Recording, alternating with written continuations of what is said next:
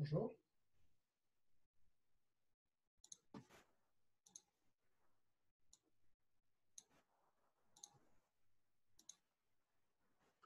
On va attendre un petit instant, voir si d'autres personnes se joignent à nous.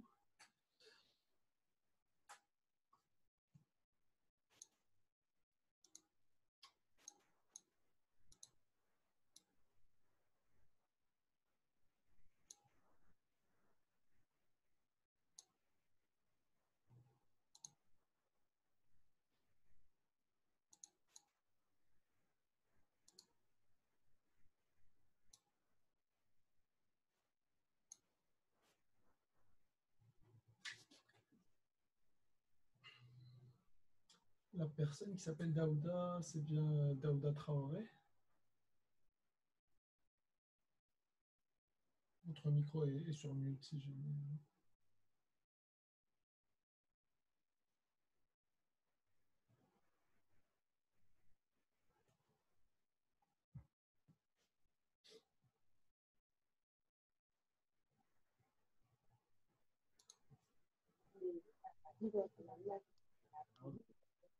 Mijio kalala dimeiko wala mijio ka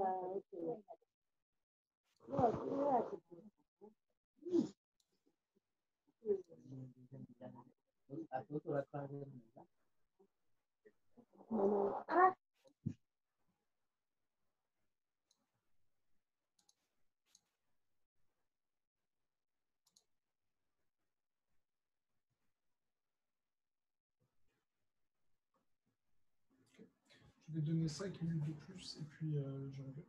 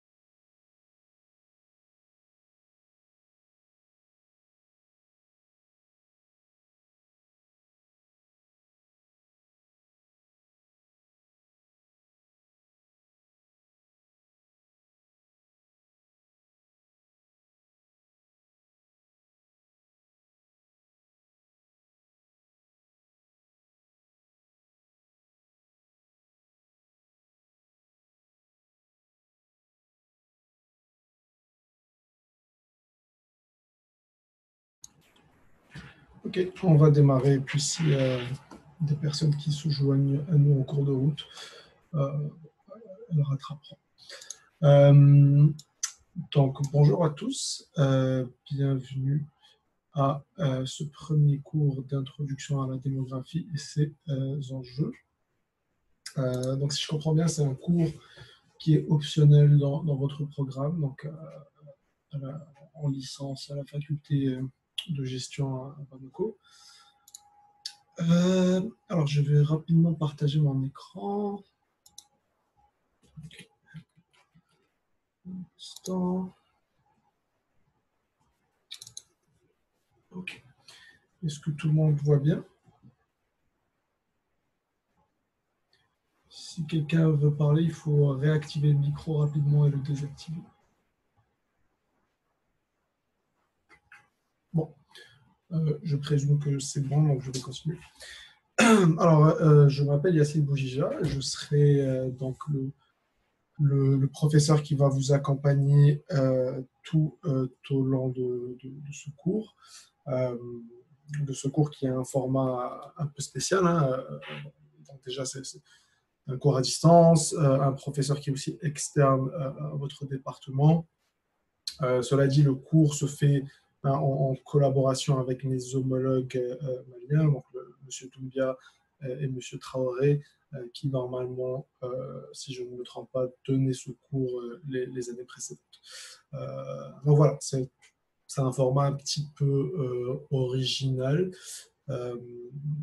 Et donc non seulement ce cours se donne à distance, mais il se fait à la fois en synchrone et en asynchrone. Donc toutes les séances que l'on donne, que l'on va donner sur Zoom seront enregistrées pour que les étudiants puissent aussi a posteriori suivre le cours si par exemple la connexion ne leur permettait pas d'être présent le jour même. Voilà. Pour me présenter rapidement, alors moi je suis démographe, je suis chargé de cours à l'Université de Montréal au Canada, où je mène ma thèse en démographie. Par le passé, j'ai étudié déjà au Canada à la licence en développement international, puis je suis allé me spécialiser en démographie et développement international en Belgique, à l'Université catholique de Louvain, pour ceux qui connaissent. À la suite de ça, donc, j'ai travaillé plusieurs années au Sénégal, où j'ai fait de la recherche en démographie, mais dans un projet de recherche assez pluridisciplinaire.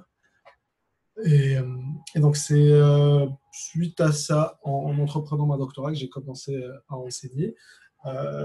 J'ai enseigné donc, à l'Université de Montréal des cours sur la migration internationale, un cours d'introduction à la démographie. J'ai également enseigné au Niger un cours d'introduction à la statistique il y a 3 ou 4 années de cela. Enfin, à la statistique, pas tout à fait, une introduction à l'analyse de données en utilisant SPSS. Et puis sinon, plus généralement aussi, j'enseigne la programmation statistique. Voilà. Moi, de mon côté, je me spécialise beaucoup plus sur la migration en démographie. On va revoir aujourd'hui assez rapidement, puis dans les autres cours aussi, quelles sont les différentes branches de la démographie. Pour ma part, c'est principalement la migration internationale. Cela dit, à l'Université de Montréal, nous sommes formés de sorte à pouvoir enseigner la démographie dans son ensemble et pas uniquement les sujets sur lesquels on se spécialise. Voilà. Je ne sais pas si Daouda voulait se présenter. Bon, M. Doumbia n'est pas là. Peut-être qu'on laissera ça pour la prochaine fois. Donc, aujourd'hui, la séance va être assez légère, hein, et très possiblement plus courte que nos prochains cours. On verra comment se déroule la séance. Alors, la structure du plan d'aujourd'hui, ça va être de d'abord présenter donc, le plan de cours afin de vous donner une idée du déroulement de l'ensemble du cours et de son contenu. Avoir un petit aperçu d'ensemble sur ce qu'on va faire ensemble durant les 3 prochaines semaines, il me semble. Puis après cela, je vais vous présenter une brève introduction qui va viser à vous familiariser avec la démographie comme discipline et de vous présenter de façon assez générale son objet d'étude. Donc on va commencer à toucher à certains des éléments que l'on va plus en détail explorer au courant des prochaines semaines.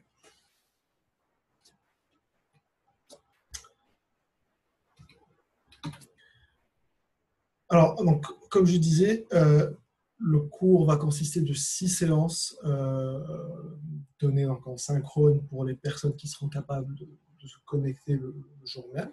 Donc, ça sera de 9h à 11h les mardis et les jeudis. Mais donc, ces séances, comme je disais en début, seront enregistrées pour que toute personne puisse a posteriori suivre le cours.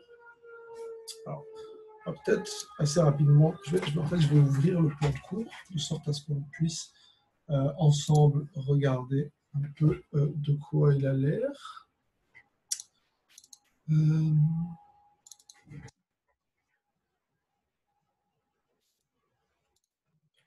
Alors, je vais partager mon écran.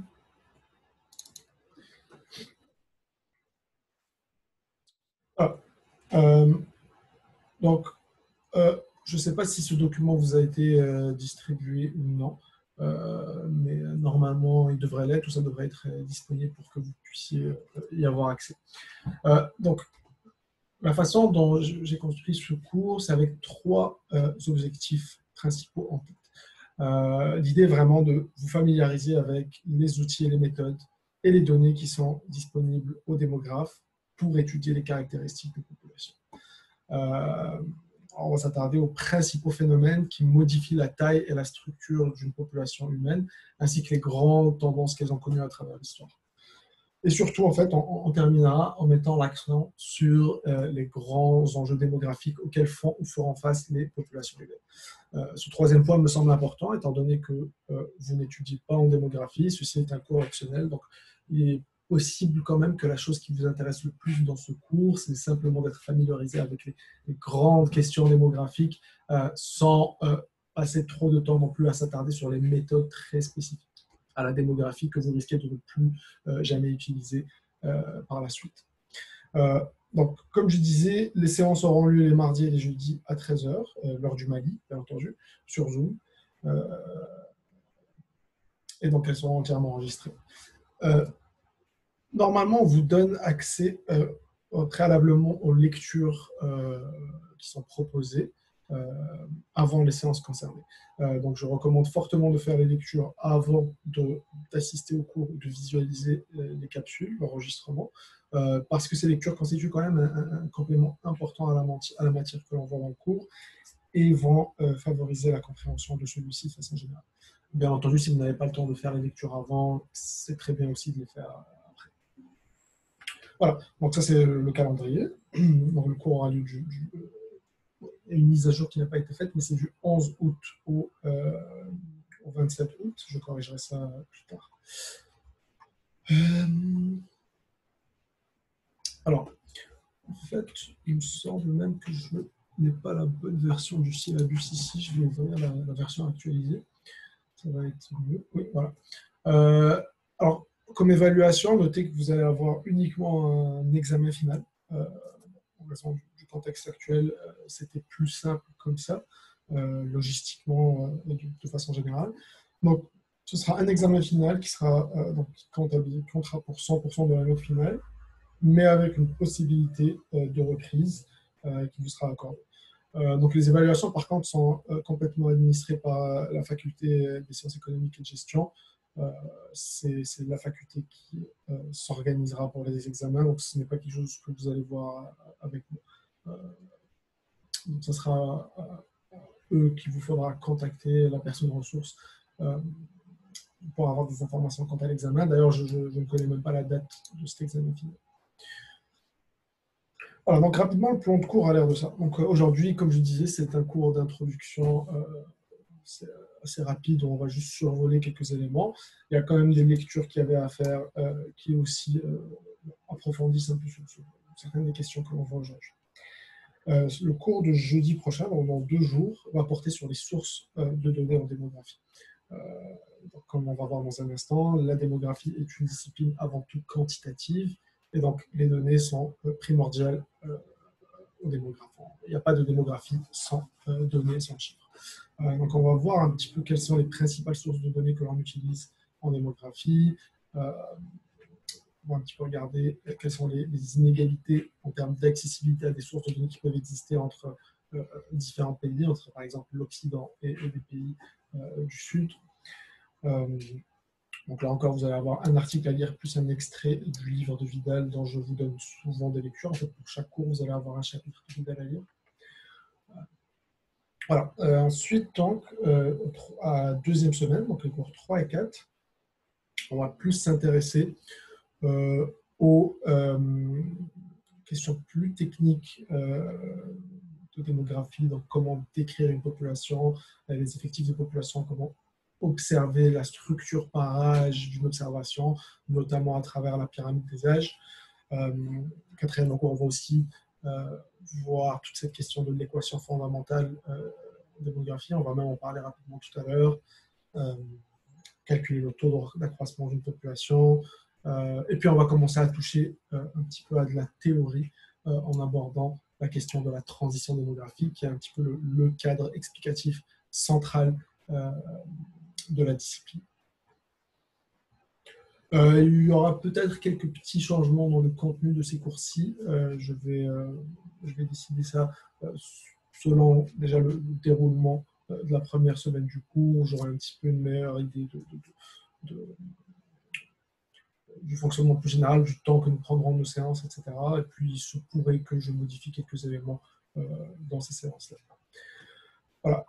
Alors, les 2 dernières semaines vont être, enfin, pas les 2 dernières semaines, les 2 dernières séances, donc la 3e semaine, vont être consacrées à, donc le cours 5 déjà, l'étude des 3 principaux phénomènes démographiques, donc l'étude de la mortalité, de la fécondité et de la migration. Bon, normalement, on est supposé passer beaucoup plus de temps sur ces questions-ci, mais nous n'avons pas tant d'heures ensemble, donc il va falloir un petit peu charcuter et y aller de façon plus intensive. C'est pour ça aussi que vous avez plus de lectures cette semaine-là, pour cette séance-ci, afin de vous permettre de compléter ce que l'on n'aura pas vu à travers ces articles et chapitres. Donc on va regarder un petit peu, mais très rapidement, les principaux outils et méthodes d'analyse que l'on utilise pour étudier la mortalité, la fécondité et la migration en démographie. On va rapidement voir certaines théories, principalement celles liées à la baisse de la fécondité, et regarder quelques tendances assez générales, si on a le temps, de ces 3 phénomènes dans le monde. Donc on va essayer surtout d'illustrer les disparités entre différentes régions du monde. Voilà. Et donc, le dernier cours va vraiment se concentrer sur cette question des enjeux présents et futurs, même si c'est des choses qu'on va aborder tout au long de la session. Mais là, ça va être vraiment un cours qui sera entièrement consacré à cela. Donc, on va discuter de choses comme le vieillissement des populations, qui est un petit peu l'enjeu démographique le plus discuté aujourd'hui, beaucoup plus en Occident, mais la question, on va le voir, est tout aussi pertinente pour l'Afrique. Alors, je ne sais pas pourquoi il y a une théorie ici, mais ce n'est pas grave. On ne voit pas de théorie pendant ce cours-ci, donc ça peut vraiment être effacé. On va discuter rapidement des perspectives démographiques, donc des projections de population, qui sont un peu un des grands champs, disons, de la démographie. Pour finir avec cette notion qui, jusqu'à aujourd'hui, mais qui depuis toujours a été une question centrale en démographie, même avant que la discipline n'existe vraiment en tant que discipline. Dès qu'on parlait de population, la notion de surpopulation et d'équilibre entre la taille d'une population et la gestion de ses ressources naturelles a toujours été centrale. Donc, on va passer une bonne partie de la séance à aborder cette question-là, beaucoup plus sous l'angle des changements climatiques. Donc, encore une fois, une séance chargée. C'est pourquoi vous aurez plus de lecture cette fois-ci pour compléter les éléments que l'on n'aura pas eu l'occasion de voir ensemble. Voilà pour le plan de cours. Est-ce qu'il y avait des questions? N'hésitez pas.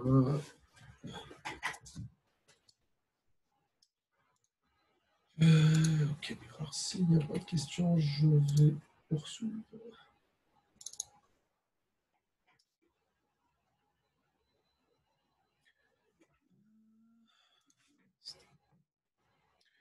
Ok, donc voilà, ici on reprend les éléments qu'on vient de voir.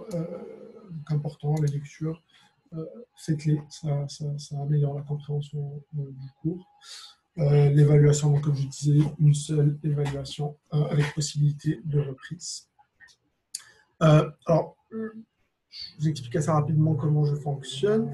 Je vais toujours vous présenter donc, les diapositives, des slides PowerPoint qui accompagnent ma présentation. Vous remarquerez que très souvent, le contenu dans les diapositives est assez minimaliste. Donc, toute l'information ne figure pas dans ces notes de cours. Il va falloir donc vraiment prendre des notes au fur et à mesure que je parle. En plus, si vous avez la possibilité d'accéder aux enregistrements, ça rend encore plus facile la tâche, car là, vous pouvez réécouter, faire pause à tout moment, puis prendre des notes un petit peu plus détaillées. Donc, je ne donne pas toute l'information décrite sur les diapos, et donc pour cette raison, ça ne me gêne pas qu'à tout moment, vous m'arrêtiez pour me poser des questions, me faire répéter des éléments qui sont moins bien compris, tant que ça reste pertinent et lié à ce dont on discute à ce moment-là. Il ne faut pas poser des questions qui sont un petit peu trop loin de ce dont on discute en ce moment, afin de garder un petit peu une cohérence dans les enregistrements pour ceux qui ne suivent pas le cours en direct. Donc c'est ça. Alors bon, depuis tout à l'heure, j'essaie de poser des questions, mais peu de personnes réagissent, mais je vous encourage très fortement à participer. Ça favorise le dynamisme du cours et la compréhension aussi du contenu. Voilà. Alors, commençons donc avec l'introduction à la matière du cours. Alors, première chose donc, à voir ensemble, c'est qu'est-ce que la démographie? Qu'est-ce qu'on entend par cette discipline? Est-ce que quelqu'un veut se tenter à une explication ou à nous partager ce qu'il entend par démographie? Ne soyez pas gênés. Bonjour. Bon. Première chose, on peut déjà beaucoup dire en fait, rien qu'en décomposant le mot en observant son étymologie, en fait, en regardant les deux principales constituantes de démographie. Alors, on a tout d'abord démos, qui fait référence au peuple ou à la population. D'accord? On a la deuxième partie qui vient du mot graphéin en grec, et donc qui fait référence à l'action de décrire ou d'enregistrer. D'accord? Alors, rien que par l'étymologie du mot, on comprend que la démographie se rapporte à une description de la population, à enregistrer des informations sur la population ou sur le peuple. Alors là, déjà, vous avez un mot dans l'étymologie, déjà en opposition directe, par exemple, avec la sociologie, terme qui est né une trentaine d'années avant celui de démographie, et qui provient donc de logis, le logis provient de logos, qui renvoie à la construction d'un discours social sur la société. Déjà, là, vous avez un positionnement beaucoup plus théorique pour la sociologie, on crée un discours par rapport à la démographie qui a une position un peu plus neutre, on est vraiment plus juste dans la description, il n'y a pas une tentative formelle de philosopher sur la population. D'accord? Donc, c'est ça. La démographie se positionne déjà juste par son étymologie comme une discipline avant tout descriptive et méthodologique. Même si plus récemment dans l'histoire de la discipline, certains ont voulu amener plus de théorie, c'est quelque chose qu'on a souvent critiqué aux démographes, mais initialement, la discipline se situait loin de ça. Donc, comme je disais, surtout si on la compare à la sociologie qui est peut-être un autre extrême. En fait. Voilà, vous pouvez aussi comparer ça, étant donné que vous êtes des étudiants en économie, à l'économie, oikonomia, qui fait référence donc à la gestion de la maison. D'accord? Oikos, on fait référence à la maison ou le ménage. Nomos fait référence à la gestion, à l'administration, le fait d'administrer la maison. Donc, étymologiquement, l'économie est l'art de bien administrer une maison, de gérer les biens d'une personne, puis, par extension, d'un pays. Donc, vous voyez, on peut très rapidement, juste en s'intéressant aux mots, avoir une idée assez intéressante et des fois même assez claire de l'objet des différentes disciplines et surtout de leur différence et de leur positionnement, que ce soit méthodologique ou autre. Alors, malgré ça, on aime bien quand même avoir des définitions claires et formelles qui nous permettent de marquer les frontières un peu de cette discipline. Donc, la première tentative de formellement définir la démographie a été proposée donc, par Achille Guillard en 1855, si je ne me trompe pas, et qui propose la définition suivante. La démographie vise à une connaissance mathématique des populations, de leurs mouvements généraux, de leur état physique, civil, intellectuel et moral. Alors, ça, c'est une définition un petit peu vieille qui n'est plus vraiment d'actualité aujourd'hui, même si elle garde sa pertinence un petit peu.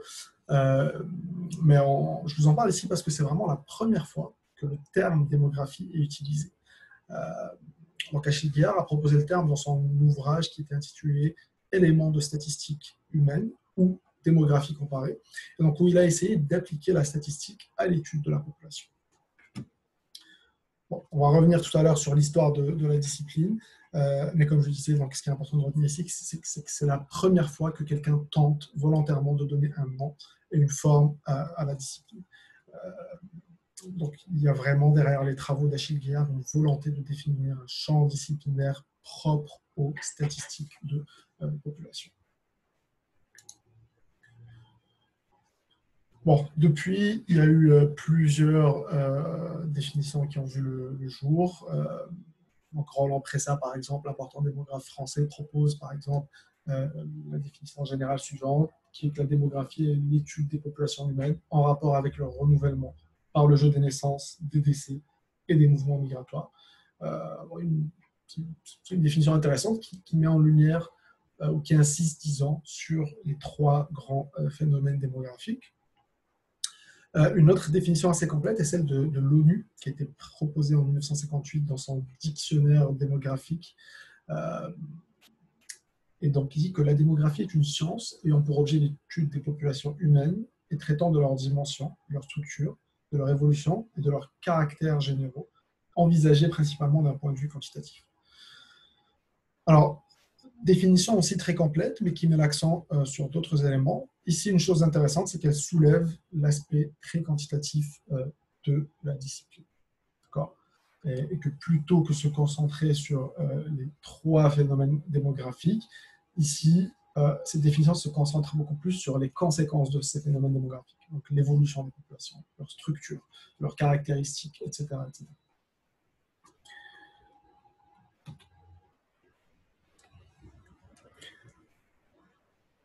Ce qu'il faut retenir, c'est que de toutes ces définitions, de tout ce dont on vient de parler tout de suite, en fait, c'est que ce qui est important pour la démographie, donc pour l'étude des populations humaines, c'est que l'on s'attarde donc sur la structure des populations. La structure d'une population fait référence à sa composition. On va y revenir dans quelques instants. S'intéresse aux mouvements et aux phénomènes qui contribuent à la dynamique des populations. Alors attention, il faut retenir quelque chose, c'est pour ça que je vous l'ai mis en rouge ici. En démographie, quand on parle de mouvement de population, on ne parle pas de mouvement physique, c'est-à-dire par exemple le fait de se déplacer d'un point A à un point B. On ne parle pas de mouvement physique. En démographie, lorsqu'on parle de mouvement de population, on fait référence aux entrées et aux sorties dans une population. Donc les événements qui contribuent à modifier la taille et la structure d'une population. Donc, en d'autres termes, les naissances, les décès, les immigrations et les émigrations. Ça aussi, on y reviendra dans un instant. Ça peut parfois en fait porter à confusion, étant donné que un des trois grands phénomènes étudiés par la démographie, c'est la migration, et donc qui par définition est le fait de se déplacer. Donc, parler de mouvement en démographie peut nous faire penser que l'on parle de migration, mais non, vraiment, en démographie, mouvement de population est égal entrée et sortie au sein d'une population. Donc ça, retenez-le. Voilà, donc ça, c'est les deux premiers éléments qui ont le plus lien avec l'objet de la discipline. Troisième élément important dans la définition de la démographie, donc comme je disais tantôt, c'est que c'est une approche avant tout quantitative. On peut même dire en fait que la démographie serait la fille des statistiques. Et les premiers démographes étaient tous ou presque tous statisticiens.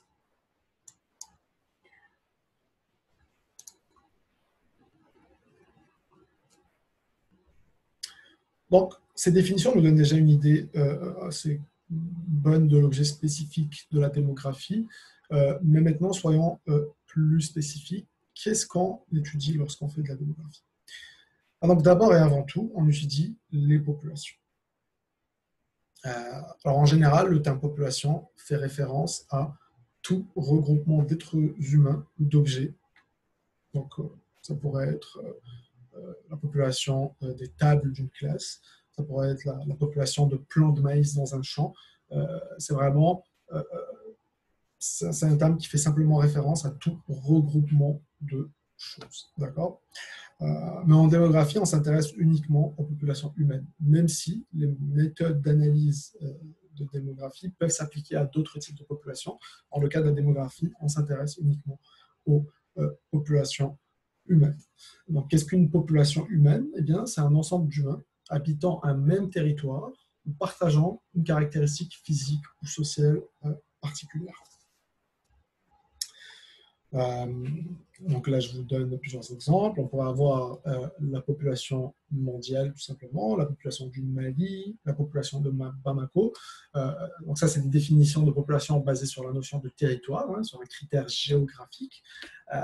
Mais vous pouvez aussi avoir, donc, comme la définition vous dit, une population définie sur base de ses caractéristiques communes. Donc, par exemple, la population immigrante, la population francophone, la population touareg, la population peul, ça peut être aussi les médecins du pays ou les étudiants, d'accord? Et bien entendu, vous pouvez croiser tous ces critères de définition d'une population et ça vous donnera toujours une autre population, mais de plus en plus spécifique ou précise. Par exemple, la population des médecins immigrants à Bamako. D'accord? Y a-t-il des questions?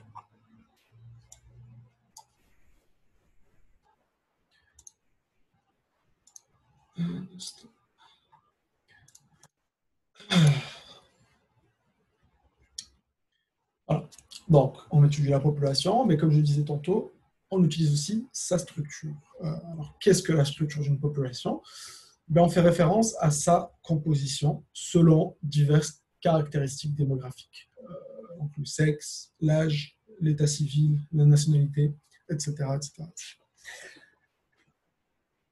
Donc, on peut bien entendu considérer ces éléments de façon isolée, hein, donc juste découper la population par sexe d'abord, ensuite par âge, ensuite selon son état civil, etc.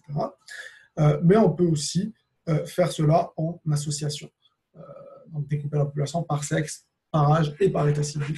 En fait, on peut découper la population selon une quasi-infinité de caractéristiques pour observer sa structure. Mais ce qui intéresse le plus les démographes sont vraiment les caractéristiques qui sont liées au mouvement de la population. Donc, par exemple, celles qui sont présentées ici en exemple.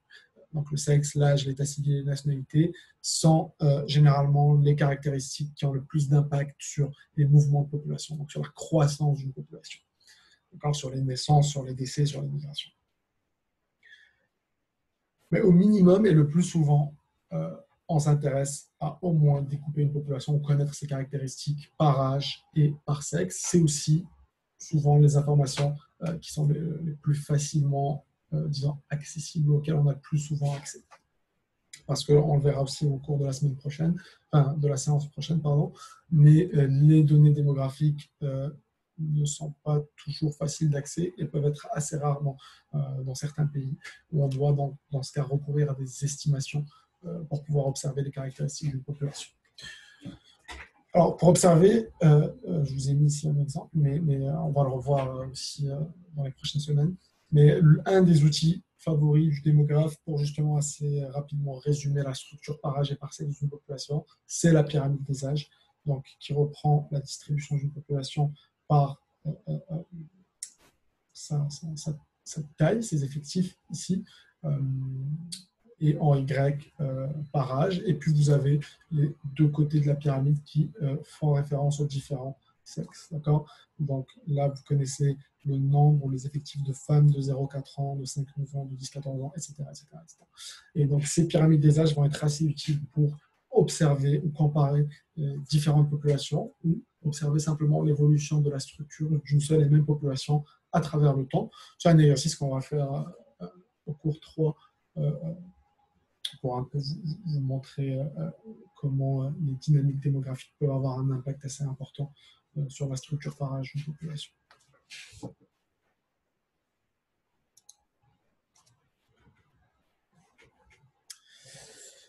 Et donc, on s'intéresse, alors on a vu la population, on a vu la structure, et donc finalement on s'intéresse à tous ces événements et phénomènes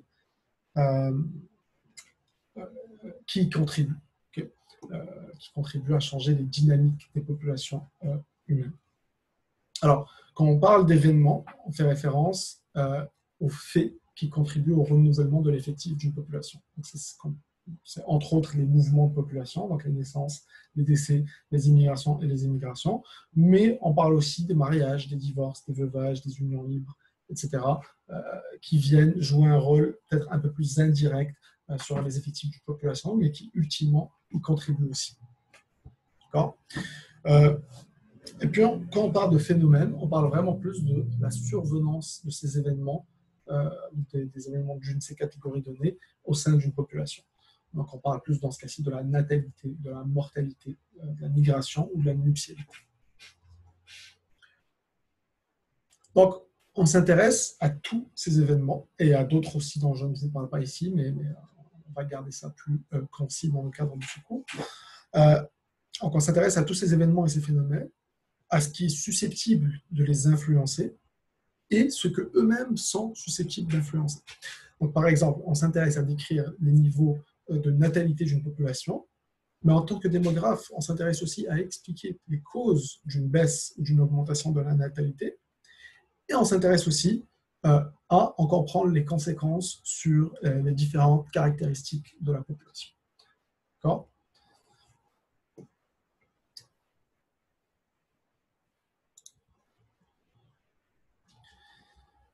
Et donc, après avoir vu tout ça, on peut demander si en démographie, est-ce qu'on étudie en fait l'individu ou bien la population dans son ensemble.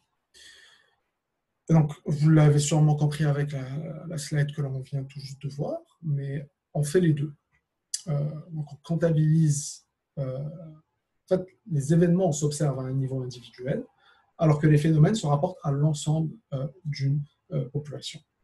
Donc, on parle de la naissance d'un individu, mais on parle de la natalité d'une population. Donc, on comptabilise les événements individuels au sein d'une population, on décrit leurs caractéristiques pour pouvoir ultimement estimer leur fréquence au sein de la population totale. Donc, le deuxième, par exemple, la natalité ou la mortalité, etc., donc les phénomènes, mesurent vraiment la fréquence de ces faits démographiques au sein d'une population. Donc, la scission macro-micro est beaucoup moins évidente en démographie que, par exemple, en économie, pour choisir peut-être l'autre extrême, où la microéconomie et la macroéconomie font référence à des branches très distinctes de la discipline.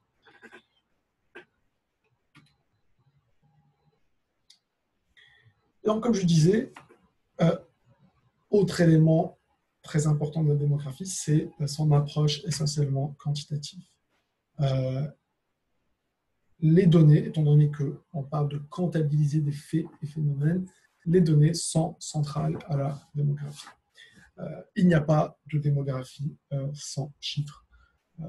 Au courant des années 70, il y a eu des tentatives de créer des branches qualitatives de la démographie. On a commencé à observer la naissance de la démographie anthropologique, mais ça a toujours été comme complément au cœur quantitatif de la discipline. C'est vraiment lorsque les chiffres ne nous permettent plus, par manque de données souvent, de répondre à certaines questions, que des approches qualitatives vont entrer en jeu. Mais essentiellement, la discipline reste quantitative avant tout. Et donc, traditionnellement, pour répondre à ces questions qui nous intéressent, que l'on vient de brièvement décrire, les démographes ont principalement utilisé les recensements, les registres de population, les données administratives, comme par exemple les registres des hôpitaux ou les données des écoles, etc. L'état civil et, lorsque ces informations sont manquantes, des enquêtes démographiques qui visent à estimer des caractéristiques de population que l'on ne connaît pas. Voilà. Donc, tous ces éléments vont être vus très en détail durant le prochain cours.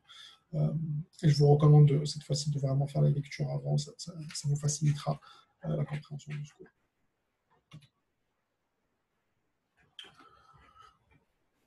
Alors, ce que je vous présente ici, c'est ce qu'on appelle l'équation fondamentale en démographie, qui résume un petit peu certains des éléments que l'on vient de voir. En fait, je vous explique un petit peu quels sont les différents éléments de cette équation.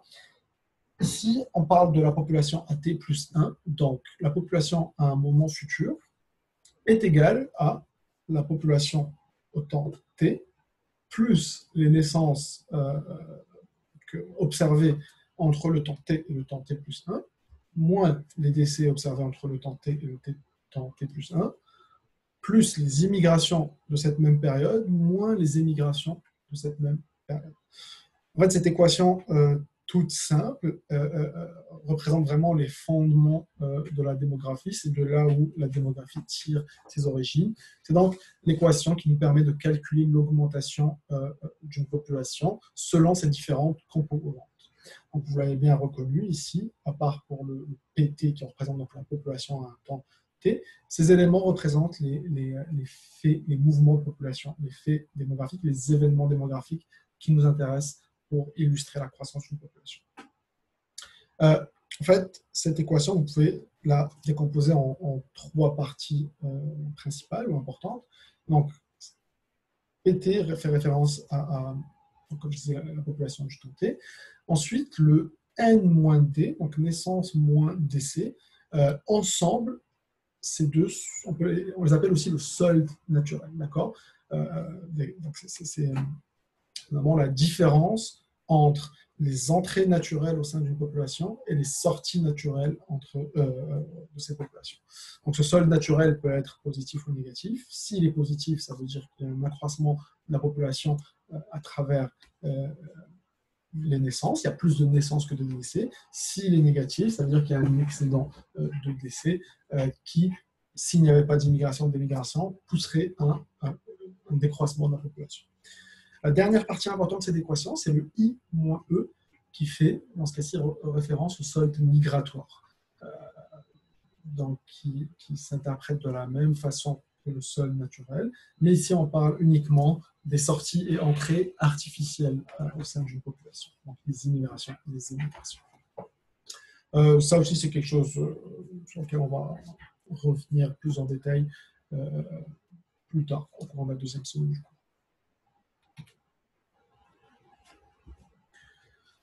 Alors, maintenant, on s'est attardé donc sur l'objet de la discipline. Maintenant, d'où est-ce que la démographie tire ses origines? En fait, les préoccupations démographiques ne sont pas du tout nouvelles. Vous pouvez remonter si longtemps que vous voulez dans le temps, tant qu'il y a eu des organisations sociales, humaines, politiques, peu importe, il y a eu des considérations démographiques derrière. On peut remonter par exemple aux écrits de Confucius en Chine qui prônaient des politiques populationnistes, natalistes, parce que selon lui, en fait, la taille de la population était clé, était synonyme à la force militaire d'un pays ou d'une population, mais aussi à sa main-d'œuvre disponible. À l'époque, contrairement à aujourd'hui, où la technologie joue un énorme rôle dans la force militaire du pays, à l'époque, l'équilibre était beaucoup plus penchant en fait vers la taille de vos forces armées. Les progrès technologiques n'amenaient pas de si grande différence. On était loin des bombes actuelles qui pouvaient tuer des centaines de milliers de personnes en un instant. Vous aviez aussi, en Grèce antique, avec les écrits de Platon et Aristote, certaines des premières considérations démographiques sur la taille idéale d'une population. Les deux philosophes ont longuement réfléchi à ce que serait une cité idéale et combien d'individus devraient vivre dans cette cité idéale pour atteindre un optimum. Alors Platon, par exemple, est arrivé au chiffre magique de 5040 individus. Ce serait vraiment la taille idéale qu'une cité devait avoir selon lui. Pour arriver à ce chiffre,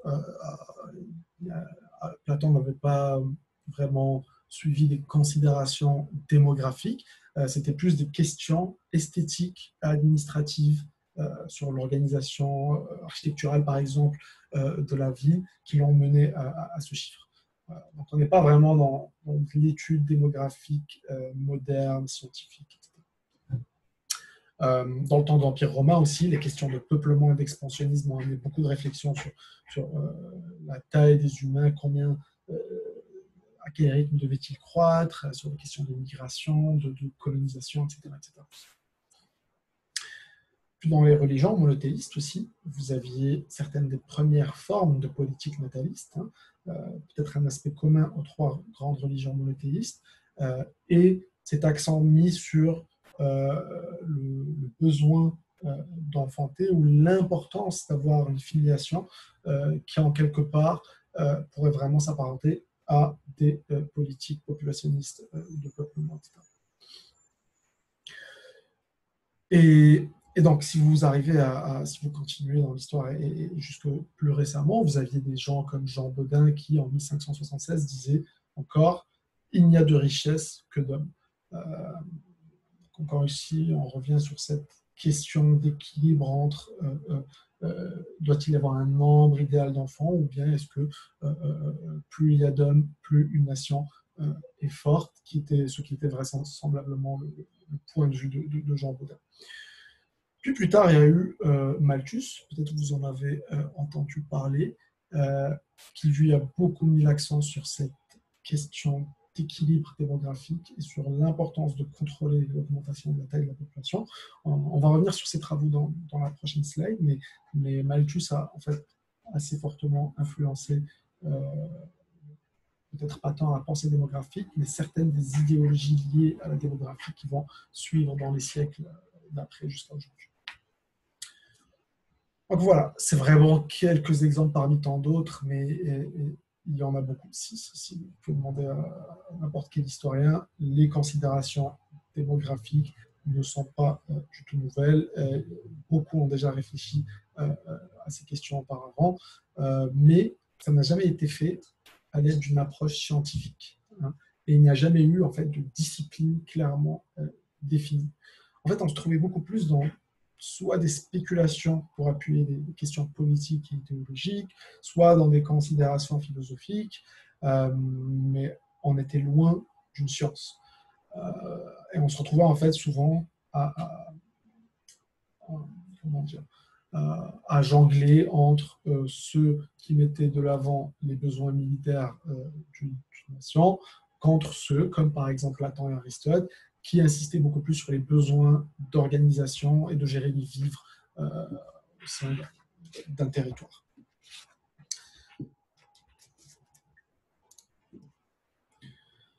Voilà. Alors, Malthus, qui restait quand même dans ce courant de penseurs qui ne faisait pas tant une science de la population, qui n'adoptait pas une approche scientifique, mais qui restait simplement dans le champ de l'idéologie, de la philosophie ou de la théorisation un petit peu spéculative, on va dire. Mais Malthus a tout de même influencé de nombreux penseurs qui ont suivi. Donc, Malthus, pour ceux qui ne le connaissent pas, est un économiste britannique et qui est aussi pasteur. Ça aussi, ça a beaucoup joué sur sa théorie. La religion avait un aspect assez important. Qui donc est né au courant du XVIIIe siècle. Et ces idées ont donc même donné naissance à un courant qui porte son nom, donc le malthusianisme. En fait, ce qu'a fait Malthus, c'est qu'il a opposé la croissance géométrique de la population, lorsque celle-ci est laissée sans aucun contrôle, à la croissance arithmétique des ressources. C'est ce que vous voyez un petit peu dans le graphique ici. Donc selon lui, la population en vert ici croît croît géométriquement, va doubler à chaque 25 ans, selon lui, alors que les ressources, selon lui, augmentent arithmétiquement. C'est-à-dire que à chaque 25 ans, elles vont augmenter de la même quantité. Donc, dans cette période ici où il y a un excédent de ressources, ce vide ici, l'espace ici représente finalement le surplus de ressources que l'on observe au sein de la population. Ce surplus va favoriser la croissance de la population qui va s'accélérer, puis jusqu'à ce qu'on arrive à un moment inévitable où on ne peut plus soutenir la population. D'accord ? Et donc là, on arrive à des scénarios de catastrophe. En fait, selon lui, on doit soit contrôler le nombre de naissances en renforçant les barrières morales, donc ce serait un contrôle préventif de la population qui nous permettrait d'éviter d'arriver à ce point critique. Autrement, c'est la nature qui va venir elle-même rééquilibrer les choses par la guerre, par la famine, la peste, la misère, peu importe. En fait, par toute cette gamme d'événements qui, selon lui, sont une conséquence immédiate de la surpopulation. Alors, Malthus, il faut le noter, a été assez extrême dans ses idées. Lui, par exemple, il était presque pour l'éradication des pauvres. Selon lui, la pauvreté était vraiment le fléau de la société et qu'il était contre le fait de donner de l'aide aux plus nécessiteux, car il disait que ça faisait uniquement permettre la survie de ces groupes sociaux et d'encourager leur reproduction. Donc, comme vous voyez, il avait des idées assez carrées. Et donc, bien que cette théorie ou ces idées ne sont plus vraiment valides aujourd'hui, il a quand même posé les fondements à un débat qui continue à ce jour d'avoir lieu, d'être pertinent, même si le débat s'est un petit peu modernisé. Ça aussi, c'est une question que l'on va voir, mais plus au cours 6.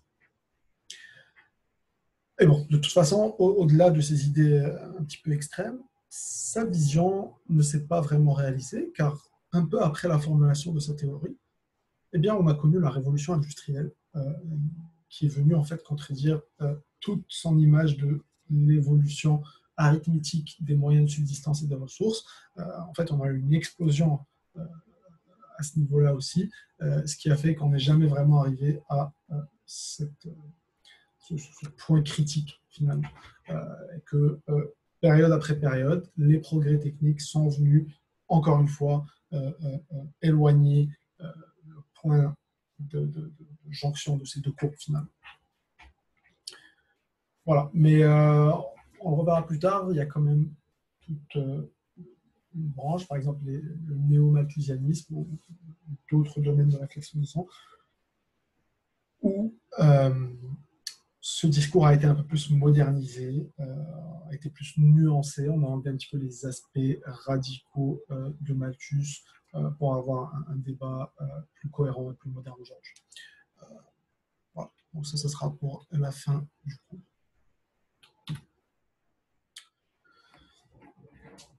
Mais donc, ok, et les considérations de population existent depuis longtemps, elles ont été nombreuses, etc. Mais le premier à réellement formuler un discours scientifique sur la population à l'aide d'une approche scientifique et quantitative, c'est John Grant. Vous en avez peut-être déjà entendu parler. On considère que c'est vraiment le fondateur de la statistique et de la démographie. Alors tout à l'heure, je vous disais que la démographie était un peu comme la fille de la statistique, mais on pourrait plutôt les considérer comme des disciplines sœurs, vu qu'elles sont... on peut retracer leurs origines finalement à la même source, au même père, qui est donc John Grant. Alors, John Grant était un marchand à Londres. C'était un esprit très curieux, c'était un inventeur, il faisait 1000 choses simultanément, il s'intéressait à vraiment de nombreuses différentes questions. C'était très probablement une personne, comment dire, avec une énergie insatiable qui constamment était en recherche de nouveautés. D'accord ? Et il a décidé à un moment d'étudier les décès et les naissances de Londres à partir des registres paroissiaux qui étaient tenus par les églises des différentes communes dans différentes zones de la ville. Alors, ces dernières n'étaient pas nécessairement bien tenues à l'époque, mais l'enregistrement des faits démographiques est devenu plus régulier et systématique à Londres face aux périodes de peste successives que connaissait la ville, et donc qui étaient de plus en plus récurrentes, et qui ont fait qu'on avait un besoin de mieux tenir les registres de population, les registres paroissiaux, pour avoir une idée des décès et des naissances durant cette période-ci. Et donc, en 1662, il publie ce livre que vous voyez ici sur l'image tout à gauche, qui s'appelle Natural and Political Observations on Bills of Mortality, donc observations politiques et naturelles sur les notes de mortalité. Et il va en fait utiliser ces registres paroissiaux pour dresser des listes de décès et de naissances et pour en créer des tableaux chronologiques qui décrivent le nombre de naissances et de décès par année, mais aussi par âge et par sexe. Il calcule aussi des probabilités de décès par âge, il estime les effectifs par région et par zone. Donc c'est ça, il systématise un petit peu l'analyse de ces événements. Alors ça peut vous sembler anodin aujourd'hui, mais à l'époque c'était complètement révolutionnaire. Son livre a d'ailleurs connu un grand succès partout en Europe. Sa réception était telle que même plusieurs pays européens, à partir de ce moment, mais surtout la France, ont commencé à systématiquement collecter des données démographiques à partir de ce jour. Une fois que le potentiel, une fois qu'on a réalisé quel était le potentiel de données bien enregistrées et bien traitées. Donc en fait, ces travaux ici constituent un peu, vous en avez un exemple ici là d'une table de décès, constitue l'ancêtre d'un des outils principaux de la démographie, qui est la table de mortalité. Puis, on lie à ça, en fait, l'origine de la statistique aussi, parce que c'est la première fois que quelqu'un pense à passer de liste à tableau. Donc c'est la première fois que quelqu'un réfléchit vraiment à systématiser des listes d'informations.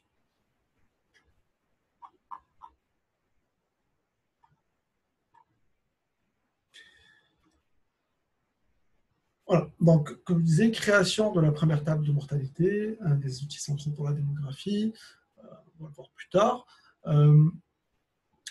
Donc, grâce à ses travaux et à son approche scientifique, John Grant a réussi en fait à démentir plusieurs présupposés que l'on avait à l'époque. Et vous allez voir à quel point les écarts entre la vérité et ce que l'on pensait vrai à l'époque pouvaient être élevés. Comme on s'en chiffre en fait, on a beaucoup de mal à décrire une population. On pensait, par exemple, qu'il y avait 3 femmes données pour un homme, donc pour 4 naissances, 3 allaient être féminines et 1 masculine, alors qu'en réalité, il y a un léger excédent masculin, mais qu'on est à peu près dans des ordres de grandeur assez similaires. En général, on parle de 105 garçons pour 100 filles. Il réalise que Londres comptait uniquement 380 000 habitants, alors que les chiffres que les gens proposaient à l'époque allaient de 2 à 6 millions d'habitants. Donc vous voyez à quel point l'écart est énorme. Et puis, il réalise qu'en fait, la population connaissait des périodes de croissance et des périodes de baisse, intermittentes, selon les épidémies qui arrivaient et selon les périodes de surpopulation. Alors qu'à l'époque, on pensait au contraire qu'il y avait une décroissance graduelle de la population assez légère, mais qui était stable et constante. Voilà, donc ça c'est quelques exemples, mais je pense que dans les lectures, vous décrivez un petit peu plus les travaux de John Grant, mais cet homme a littéralement révolutionné l'esprit scientifique, et ses travaux vont mener à tout un autre tas de travaux révolutionnaires à la suite.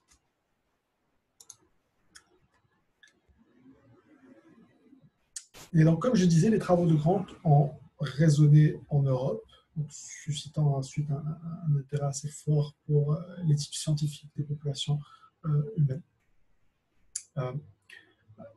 Rappelez-vous, je disais, Achille Guillard a été le premier à tenter de donner un nom et une définition formelle à ce champ qui commençait un peu à voir le jour un peu partout, mais sans avoir d'étiquette propre.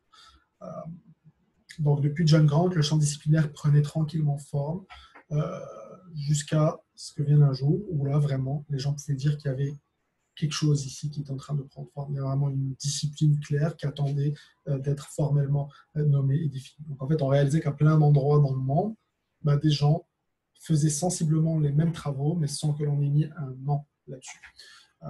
Et donc ultimement, la démographie comme discipline va se construire officiellement donc entre 1850 et 1920. Alors, il va y avoir un point tournant assez important au XXe siècle. Ça, on va en rediscuter dans quelques instants. Avant tout, je vais vous présenter une petite vidéo qui retrace l'évolution des populations humaines à travers l'histoire. Ça dure à peu près 6 minutes. Et puis, on va poursuivre le cours après cela. Donc, il y a des éléments en anglais, bien entendu, mais je vais traduire au besoin les éléments importants.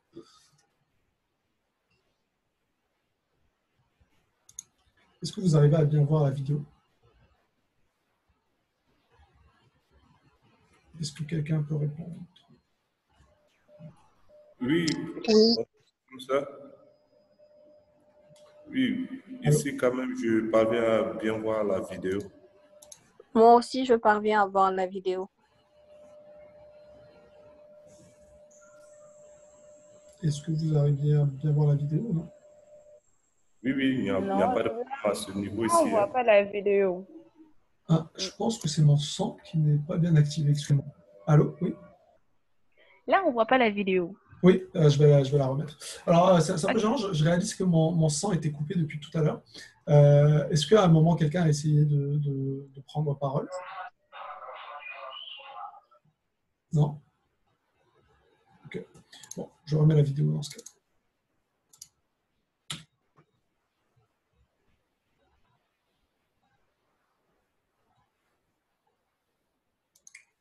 Alors, ici, on va partir avec la sortie initiale de l'homme moderne d'Afrique, à peu près il y a une centaine de milliers d'années.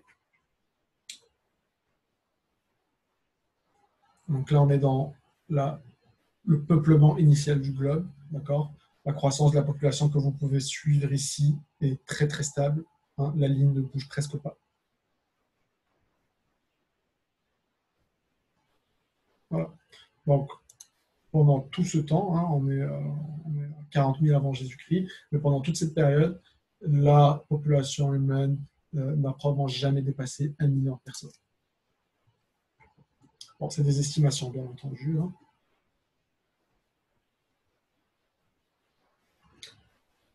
Au moment où les technologies agricoles se sont améliorées, là, vous observez une croissance assez importante de la population relativement à tout ce qu'on avait connu pendant toute la période précédente. Hein, vous voyez, l'augmentation, elle est quasi exponentielle.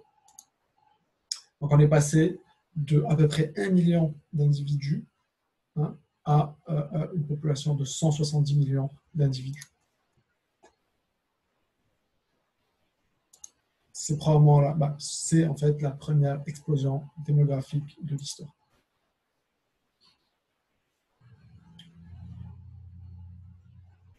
Donc là, on est à l'an 1, on est à peu près à 170 millions d'individus. Là, chaque point fait référence à une population d'1 million de personnes.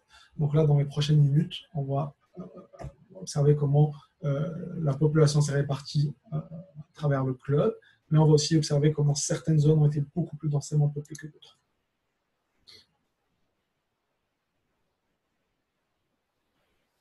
Vous avez l'Empire romain, l'Empire chinois.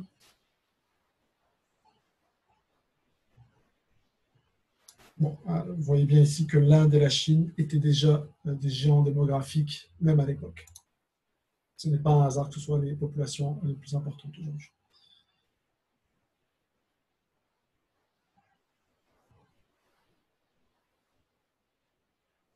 Comme vous voyez ici, toujours la population ne croît plus. Après cette première explosion démographique, pendant une millénaire, la population va être quasiment stable. Bon, ici, vous avez l'impression que la population est stable, mais en réalité, si on zoomait un petit peu, il y a des pics. Donc, il va y avoir des périodes de croissance, puis des périodes de décroissance. Mais en moyenne, tout au long du temps, cela revient en fait à une croissance stable de la population ou à un niveau stable. Il n'y a pas nécessairement croissance.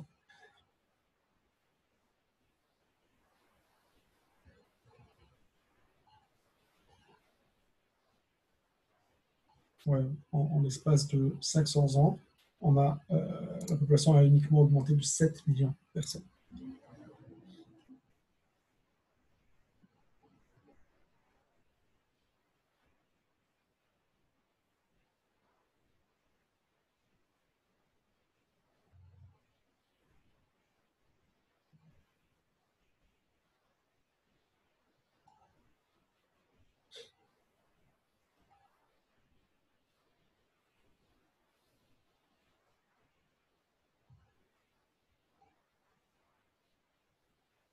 Une légère accélération, mais qui surtout le long de l'histoire reste mineure.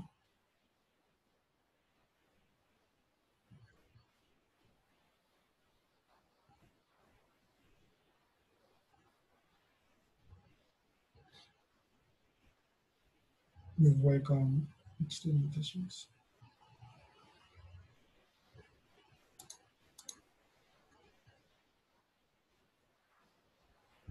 Les progrès en navigation font qu'il y a clairement une petite augmentation ici du rythme de croissance de la population. Mais ce qui est intéressant, on ira dans un instant, c'est que ça a pris, là on est à l'an, on doit être à peu près à l'an 1150, donc ça a pris 1150 ans pour que l'on observe un doublement de la population, qui était de 170 millions initialement. Ça a pris 1150 années avant que l'on passe au double. Là, rappelez-vous de ça, vous allez voir comment ce nombre va graduellement baisser et que le doublement de population va être de plus en plus rapide à partir d'un certain moment.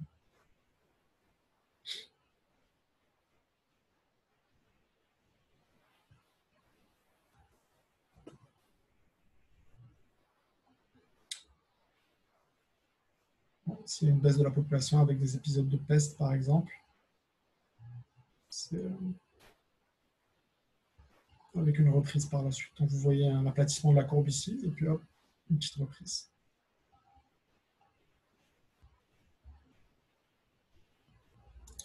Là, il y a clairement une accélération d'augmentation de la population. Rappelez-vous, Malthus se situe à peu près, la théorie de Malthus se situe à peu près ici, et la naissance de la discipline démographique se situe quelque part ici. Donc regardez bien ce qui se passe à ces moments-là.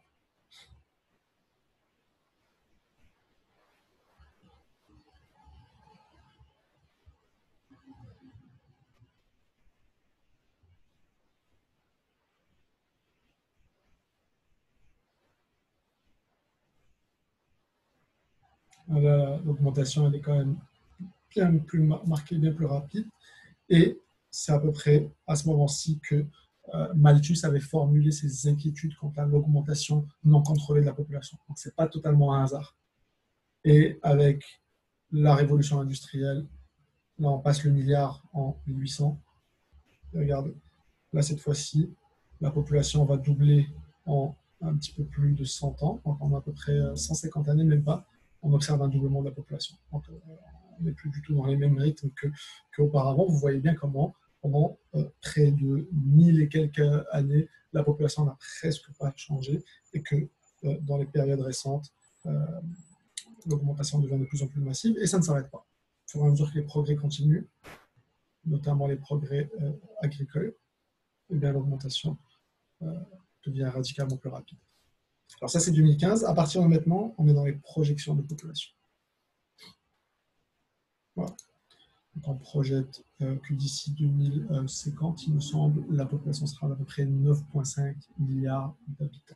Regardez bien donc cette courbe, disons, il y a clairement un changement radical de régime démographique à partir des années 1800, mais on pourrait surtout parler de 1900, et qu'à partir des années à peu près 1950, donc du milieu du XXe siècle, il y a encore un changement encore plus radical, disons, dans la croissance de la population.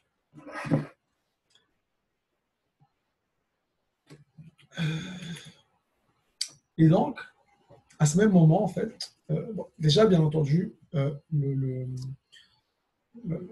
la formalisation de la démographie comme discipline, le fait que cela se situe à cette période n'est pas totalement un hasard, c'est le moment vraiment où on remarque qu'il y a quelque chose qui se passe et que donc l'étude de la population devient de plus en plus pertinente et devient un souci presque international en fait. Et puis ça, ce sera encore plus marqué donc, au milieu du XXe siècle où là, la question de population et en voyant en fait les géants démographiques ou les géants démographiques futurs comme l'Afrique prendre forme, eh bien les organisations internationales ont un petit peu pris des positions alarmistes. C'est là où on a observé la naissance de nombreuses conférences internationales portant sur ces questions de population et qui sont venues à leur tour, bon, non pas créer la discipline, elle était déjà, mais consolider, disons, la démographie et puis lui donner certaines directions prioritaires.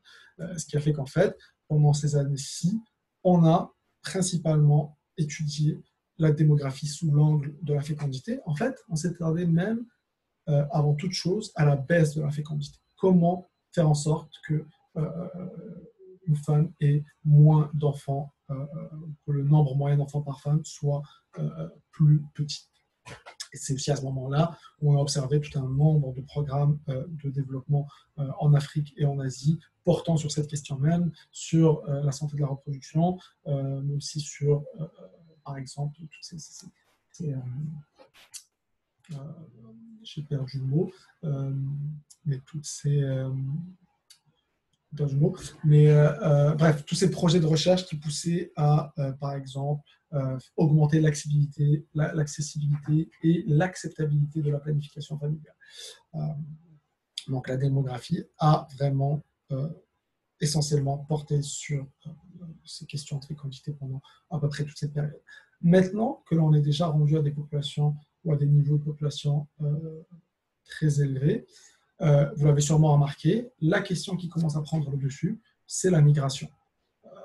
Et le vieillissement aussi dans les pays du Nord, mais ça c'est une autre question, on en reparlera plus tard. Mais désormais, la question n'est plus autant comment faire en sorte que les gens aient moins d'enfants. Maintenant, la question est devenue comment fait-on en sorte que les individus ne migrent pas. Donc vous voyez bien que la discipline est déjà très teintée idéologiquement, mais qu'elle est surtout teintée par souvent les intérêts des pays occidentaux avant toute chose. Donc, encore une fois, ça, c'est des questions dont on discutera plus en détail, notamment quand on va aborder la question de la transition démographique au cours 3 et oui. Excusez-moi, est-ce que j'aimerais savoir si toutefois le lien de la vidéo dans le matériel est disponible oui, pour alors, pouvoir faire des visualisations futures. Oui, tout à fait. En fait, si vous cliquez sur le lien ici, je ne sais pas, attends, je vais repartager mon écran. Voilà. Si vous cliquez sur le vidéo ici, ça vous amène directement au lien, en fait. D'accord, ok. Et je pense que c'est même possible de... Ouais, si on laisse la souris dessus, le lien apparaît. Je ne sais pas si vous le voyez, là. Ok, je vois. Super. Donc, oui, je vois le lien YouTube. Ok, ouais, merci. pas de problème. Merci. Ok, donc voilà.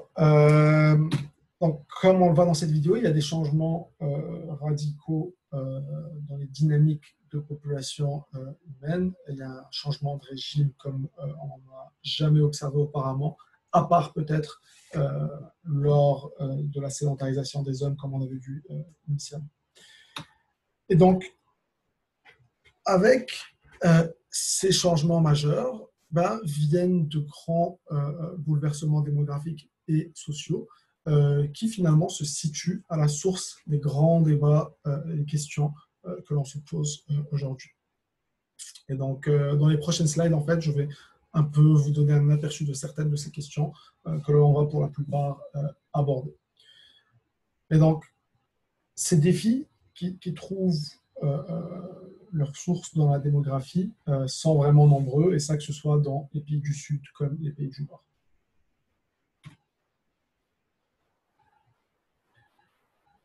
Alors, Une première question, c'est celle justement de la gestion des ressources, mais peut-être aujourd'hui beaucoup plus vu sous l'angle des changements climatiques et de la surpopulation et du lien entre ces trois éléments. Donc, rappelez-vous, hein, cette question n'est pas du tout nouvelle. C'est spécifiquement la question que soulevait Malthus il y a 300 ans, et il y en a d'autres qui, avant lui, avaient abordé ou réfléchi à cette question. Ça n'a jamais perdu sa pertinence, mais peut-être qu'aujourd'hui, cette question a plus sa place, disons, étant donné que la population n'a jamais autant cru de toute l'histoire de l'humanité que ce que l'on vient d'observer au courant du dernier siècle, mais aussi qu'on remarque que les ressources et la situation environnementale sont sous une pression, en fait, qui n'a jamais été aussi forte et intense que ce que l'on observe aujourd'hui. D'accord ? Puis ça, c'est surtout lié aussi à la croissance économique, tout aussi incroyable que la croissance de population que l'on a observée au courant des 2 derniers siècles, mais qui a augmenté de façon faramineuse la pression sur les ressources de la planète. Donc, si Malthus avait probablement très tort au moment où il a proposé sa théorie, beaucoup disent qu'aujourd'hui, la question se repose de nouveau. Donc voilà, ça c'est une question qu'on abordera beaucoup plus au 6e cours. Liée à la croissance de la population, notamment la croissance rapide qui aura lieu en Afrique, hein, et où la majeure partie de la croissance de la population dans les 100 prochaines années va se situer, eh bien d'autres questions viennent se poser. Par exemple, vous en avez déjà entendu parler, la question de la jeunesse de la population africaine est centrale.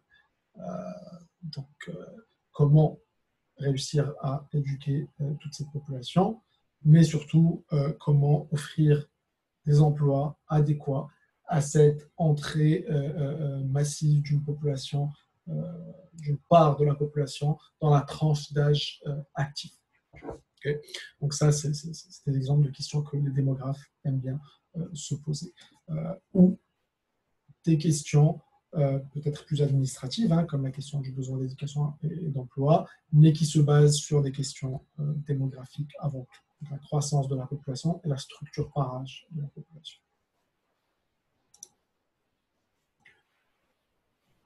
La question de la fécondité, comme je vous disais, a été pendant un moment très centrale à la démographie. On pourrait presque dire que la majorité des travaux démographiques pendant une certaine période portaient sur cette question, mais elle n'a pas du tout perdu sa pertinence aujourd'hui. Donc, par exemple, là, ces graphiques vous montrent l'évolution du niveau de fécondité dans différentes régions du monde. Donc, on voit bien que la fécondité ici demeure beaucoup plus élevée en Afrique que partout ailleurs dans le monde. Donc souvent, aujourd'hui, quand on parle de baisse de la fécondité, on fait référence principalement à l'Afrique et quelques pays peut-être d'Asie du Sud-Est, mais c'est vraiment principalement à l'Afrique qu'on fait référence. Donc ce deuxième graphique reprend la même mesure, hein, qui est le nombre moyen d'enfants par femme, de 1950 à 2015, et vous voyez bien donc les différents parcours qui peuvent être radicalement différents en fait entre plusieurs pays. Ce qu'on observe ici, c'est le Niger, qui est dans les niveaux les plus hauts de fécondité aujourd'hui. La fécondité reste en fait très élevée. On est encore pas loin ou en delà en fait de 7 enfants par femme. On remarque que la fécondité commence à légèrement baisser, mais le gros de la hausse n'a pas encore été entamé. Vous avez le Mali, qui quand même se situe à un niveau plus bas que le Niger, et où la baisse de la fécondité est plus fortement enclenchée que le Niger, hein, vous le voyez ici, mais qui reste quand même à des niveaux très élevés. Et vous pouvez, paradoxalement à ça, comparer l'Algérie, qui a démarré dans les années 70 à exactement les mêmes niveaux de fécondité que le Niger, mais qui aujourd'hui se situe à peu près 3 enfants par femme, un petit peu moins que ça. Comparativement, par exemple, la France se situe à peu près 2 enfants par femme. Okay. Vous avez aussi, bon, si on ne remonte pas assez loin dans l'histoire, mais le Japon, par exemple, a connu une baisse de la fécondité faramineuse. Si on remonte seulement 10 ans en arrière ici, les niveaux seraient beaucoup plus élevés. Malheureusement, on ne le voit pas sur ce graphique. Voilà.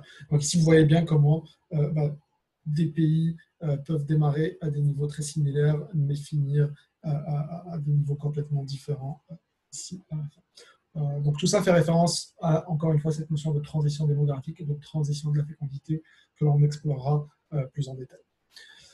Donc voilà, la question de la baisse de la fécondité est encore une question centrale aujourd'hui, mais on s'inquiète aussi parallèlement à ça, au niveau de fécondité trop bas, par exemple dans certains pays en Europe, où là on commence à craindre la dépopulation. Et en plus de ça, on commence à craindre le vieillissement qui est en fait immédiatement lié à la baisse de la fécondité. On a aussi la question de la baisse de la nuptialité qui est centrale dans les pays occidentaux, où on remarque que les gens ne se marient plus, les gens se marient de moins en moins, et à ça est aussi lié, bien entendu, la baisse de la fécondité. Bon, ici, ce graphique vous montre les différents niveaux du taux de nuptialité, en fait, des pays du monde. Donc, vous observez bien la variabilité ici. Vous voyez bien qu'en Europe et au Canada, ici en Australie, on a les niveaux parmi les niveaux les plus faibles. Bon, ici, l'Afrique est en jaune pâle, qui fait référence à l'absence de données. Ce n'est pas parce que l'on a... Enfin, c'est pas parce que les gens ne se marient pas, tout au contraire. C'est uniquement parce que cette mesure reprend le taux de nuptialité en se basant sur les mariages civils officiels. Et comme vous le savez, en Afrique, les mariages traditionnels ont une importance majeure. Donc, si on avait des données sur les mariages traditionnels et les mariages civils simultanément, eh bien, les parties ici qui seraient en jaune pâle, on peut inclure aussi l'Inde, le Bangladesh, etc., seraient probablement très, très, très foncées. Ces zones-là sont les zones où on observe les taux de mariage les plus importants. Là, par exemple, pour le Maroc, on n'a pas non plus de données, mais on se situe à un niveau pas loin de l'Algérie, qui est dans le top avec les données dont on dispose. Mais donc, si les données étaient disponibles ici, l'Afrique subsaharienne, l'Asie du Sud auraient des niveaux très élevés de nuptialité, surtout comparativement donc, à l'Europe.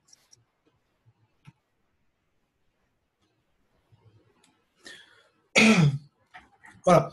Donc, un autre des enjeux centraux qui se pose, j'en ai déjà parlé brièvement, c'est celui du vieillissement des populations.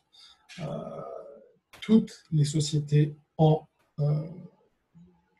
enclenché leur processus de vieillissement.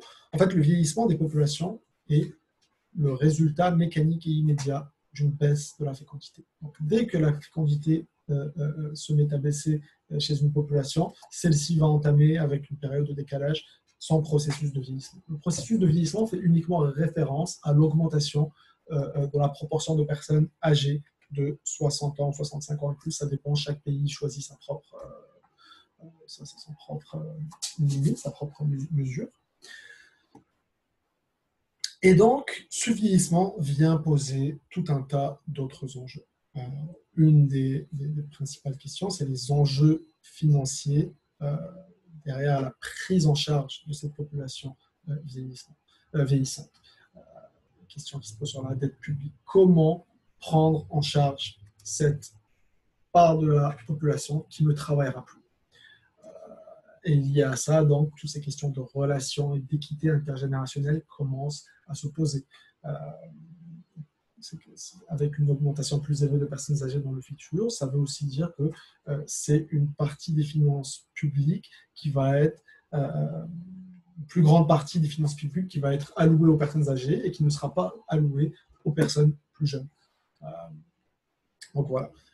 C'est sûr que c'est une question qui se pose beaucoup plus dans les pays occidentaux. Vous le voyez ici avec ce graphique qui reprend donc l'évolution de la proportion de la population qui est âgée de 60 ans et plus selon les différentes régions du monde. Là, en bleu, vous avez l'Europe qui a les niveaux les plus élevés de vieillissement. Si on regardait par pays, le Japon serait dans le top ici. Et donc, vous voyez bien que c'est une question qui concerne avant tout l'Europe et l'Amérique du Nord. Ça, c'est en incluant les projections jusqu'à 2050. Cela dit, l'Afrique n'échappera pas au vieillissement. Et même si ici, on a l'impression que l'Afrique reste à des niveaux très, disons, bas dans sa proportion de personnes âgées de 60 ans et plus, ben, il faut savoir que plus la baisse de la fécondité va être rapide dans une population, plus son vieillissement sera intense et marqué. Et donc, dépendamment de l'évolution future de la fécondité en Afrique, ben, son vieillissement pourrait être beaucoup plus accentué, beaucoup plus important qu'en Europe, ce qui finalement confronte l'Afrique à un enjeu ou un défi additionnel. Donc c'est non seulement qu'elle va devoir, autant qu'ailleurs ou que d'autres continents, gérer son vieillissement, mais que celui-ci risque d'être plus rapide d'ici 2100, 150.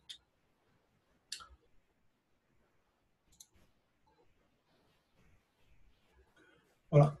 D'autres questions, peut-être moins dramatiques ou moins négativistes, c'est la question du gain en longévité humaine. Depuis 300 ans, on observe une augmentation assez marquée de l'espérance de vie au sein des sociétés humaines. Et comme pour la baisse de la fécondité, c'est quelque chose qu'on observe sensiblement partout, sauf quand il y a des périodes de guerre, ou sauf par exemple avec l'épidémie du VIH-Sida en Afrique australe, où l'espérance de vie est venue baisser. De façon générale, on observe une augmentation continue de l'espérance de vie à peu près dans toutes les sociétés humaines. Ce graphique ici reprend justement ça. Le graphique à gauche, en fait, accumule l'espérance de vie selon, à chaque année, le pays qui détenait le record d'espérance de vie de cette année-là. Et donc, ce graphique, finalement, synthétise l'âge moyen maximal auquel on a vécu quelque part dans le monde à travers le temps. Donc, vous voyez bien que la courbe augmente de façon assez marquée et qu'on est loin, semble-t-il, d'arriver à un ralentissement vraiment de la courbe. Donc, tout ça nous mène à nous poser aussi plusieurs questions. Par exemple, jusqu'à où est-ce que l'espérance de vie peut augmenter? On s'entend que l'humain n'est pas immortel. Donc, à un moment, il va bien falloir atteindre un plafond. Les autres questions qui se posent, c'est, OK, l'espérance de vie augmente, mais est-ce que des gains en espérance de vie veulent dire que l'on vit en bonne santé? Parce qu'on peut très bien mourir plus tard, mais si c'est pour gagner 10, 15 ans de vie, mais en mauvaise santé, eh bien, les enjeux sociaux derrière ne seront plus les mêmes. Il va falloir réadministrer ou repenser à l'administration de nos hôpitaux, à nos systèmes de soins de santé. Tout cela en parallèle avec ce vieillissement qui arrive et qui fait que donc l'augmentation des personnes âgées au sein des sociétés se fait de plus en plus, et que ces personnes âgées sont aussi les groupes de la population qui nécessitent le plus de soins. Donc voilà.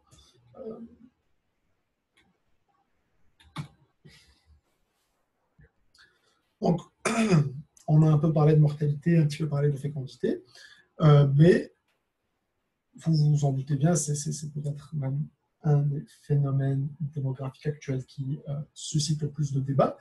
La migration aussi pose de nombreuses questions. Par exemple, en lien avec ces éléments que l'on vient de voir, on peut se demander si la migration peut freiner le vieillissement démographique d'Occident. Bon, la réponse est plus compliquée, je ne peux pas vous la donner tout de suite, mais ça, c'est une question de plus en plus récurrente dans les pays occidentaux. C'est le cas ici au Canada, c'est le cas en Europe, etc. En lien avec la fécondité, eh bien, il y en a certains qui se demandent si l'Europe doit craindre la croissance démographique importante à venir de l'Afrique.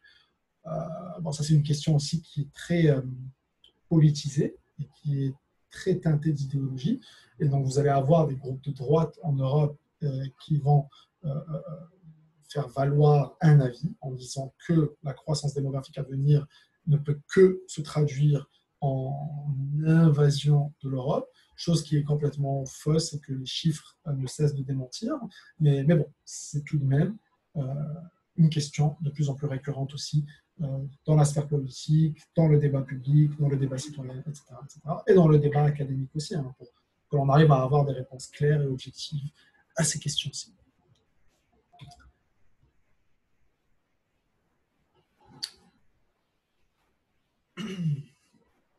Et donc, encore une fois, lien entre migration et fécondité, eh bien, comme je vous disais, la fécondité est de plus en plus basse dans les pays occidentaux, notamment en Europe.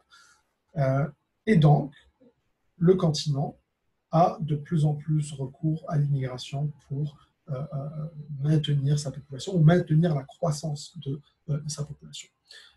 Ce graphique ici vous montre la croissance de la population de plusieurs pays en Europe, de l'Union européenne. Et puis, en fait, on décompose, vous vous rappelez de l'équation fondamentale que l'on a vue tout à l'heure, ce graphique décompose cette équation, donc c'est ce taux de croissance, en l'accroissement naturel, qui est le solde naturel, en bleu, et le solde migratoire. Donc, finalement, ce graphique vous montre si la population elle est en croissance, donc si on est vers le haut du graphique, ou si elle est en décroissance, et quelle est l'importance relative du sol naturel ou du sol migratoire dans cette croissance ou dans cette décroissance.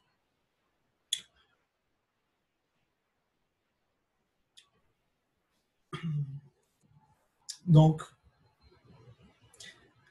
ce qu'on remarque ici en regardant ce graphique, c'est tout d'abord l'importance de l'immigration en Europe. Vous voyez bien que la partie orange de ces barres est beaucoup plus importante que la bleue. Si vous regardez ici la courbe qui résume, qui fait la moyenne pour l'entièreté de l'Union européenne, eh bien, vous voyez qu'il n'y a presque pas d'accroissement naturel. L'Europe, dans son ensemble, a une fécondité désormais qui est nulle ou même qui est légèrement, pas fécondité, un accroissement naturel qui est nul, qui est même légèrement un petit peu négatif. Donc, les naissances commencent à être moins nombreuses que les décès.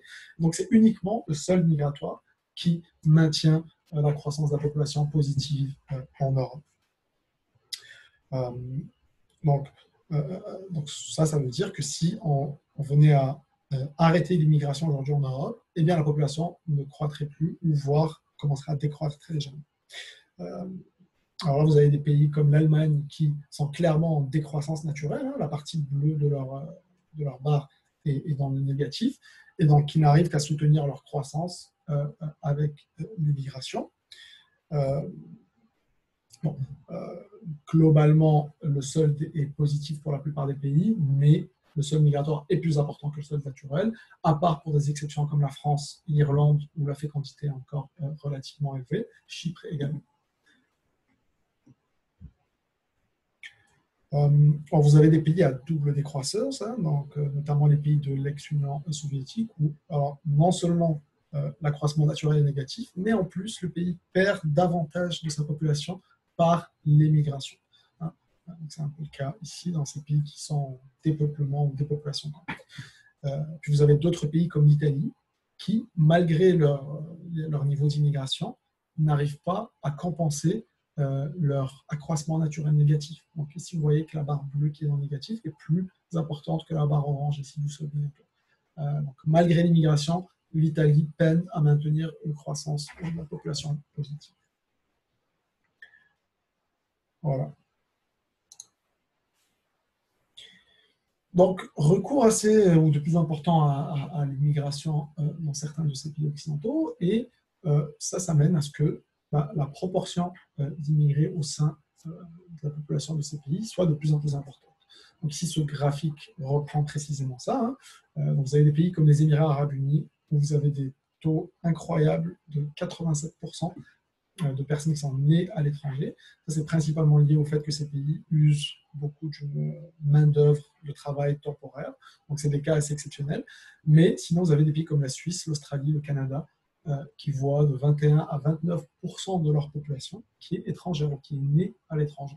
C'est incroyable. C'est un niveau très élevé d'immigration. Vient poser encore des nouveaux enjeux qui font souvent la une des médias, comme par exemple les questions d'intégration, les questions de racisme, les questions d'intégration des deuxième et des troisième générations qui sont nées sur le territoire, mais qui pourtant parfois restent assez fortement marginalisées au sein des sociétés. Alors, un exemple ici, c'est que par exemple, dans ce graphique reprend le taux de chômage selon le fait que l'on soit natif ou immigrant au sein d'un pays de l'OCDE, c'est une donnée de 2014. Et puis ce qu'on remarque, c'est que systématiquement, les immigrants ont un taux de chômage plus élevé que les natifs. à part pour quelques exceptions ici, comme l'Australie, les États-Unis, etc. C'est vraiment systématique. Vous avez des cas extrêmes comme l'Espagne et la Belgique, la Suède aussi. Donc, c'est tout un autre enjeu qui vient se poser. Alors que les immigrants constituent une part de plus en plus importante des populations de certains pays, ceci semble être de moins en moins bien intégré. Donc, l'enjeu social ici est réel et profond. Et la question se pose aussi de l'autre sens. On verra peut-être ça plus en détail, mais les immigrants qui partent de pays du Sud, c'est ce que vous voyez ici dans cette partie de ce graphique, je ne rentre pas trop dans les détails parce qu'on commence à manquer de temps,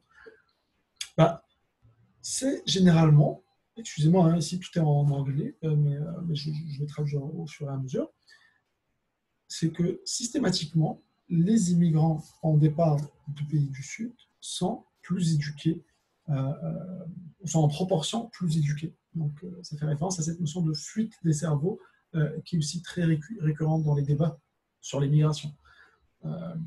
Donc, vous avez d'une part des pays qui accueillent mais qui n'offrent pas les mêmes chances, disons, aux immigrants qui arrivent, mais en même temps, les pays d'origine perdent finalement une part de leur population qui est la plus dynamique et qui est la plus susceptible de participer au développement de son pays.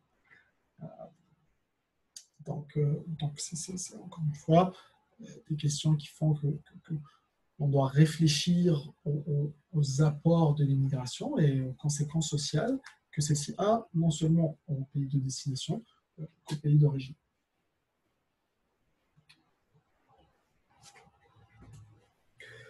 Voilà. Donc, c'est ce qu'on voit avec ces différents éléments ici que je vous ai présentés, c'est que finalement, c'est une discipline d'actualité, la démographie, qui est très étroitement liée à la politique et qui traite de sujets qui sont vraiment au cœur des débats sociaux actuels. On pourrait vraiment très souvent rapporter la plupart de nos problèmes sociaux à des questions de population.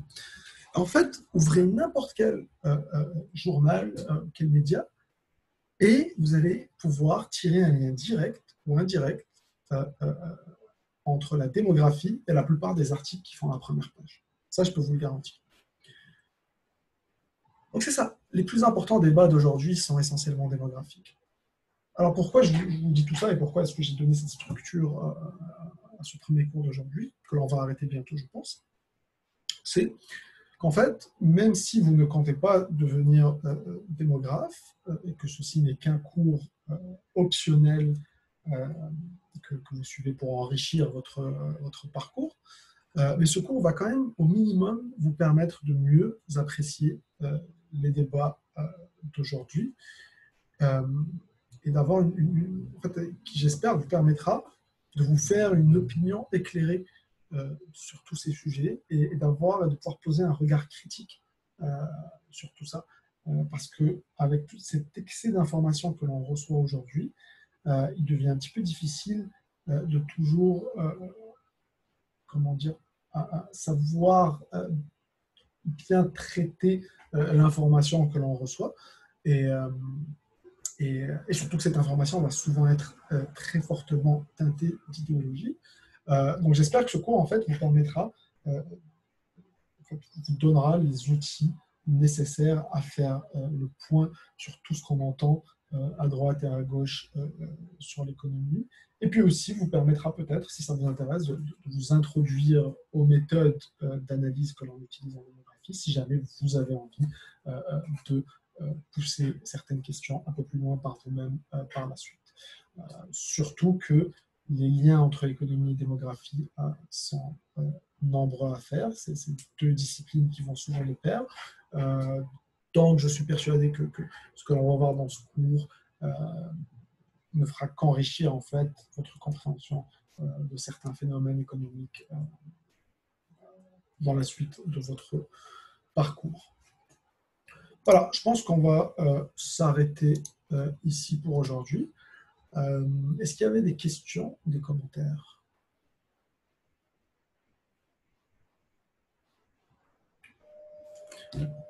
Oui.